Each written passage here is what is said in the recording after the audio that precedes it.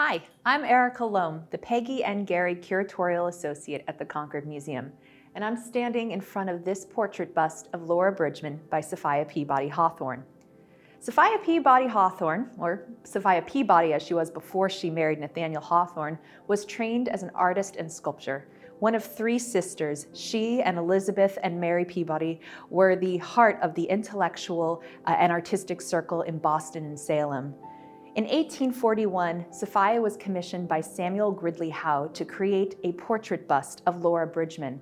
Born without sight and without hearing, Laura Bridgman was the first blind deaf person to be formally educated in the United States, and she attended the Perkins School for the Blind in Watertown, Massachusetts, and this was Samuel Gridley Howe's school. And so to celebrate that achievement, he had this portrait bust commissioned of her and asked Sophia Peabody to do it. Sophia created the portrait from clay and then had plaster models made, which were then circulated around the country as Howe spread the word of these blind schools and the good they can do for the disability community. Laura Bridgman became an icon of that movement, and Sophia's bust became part of the educational curriculum for blind people throughout America.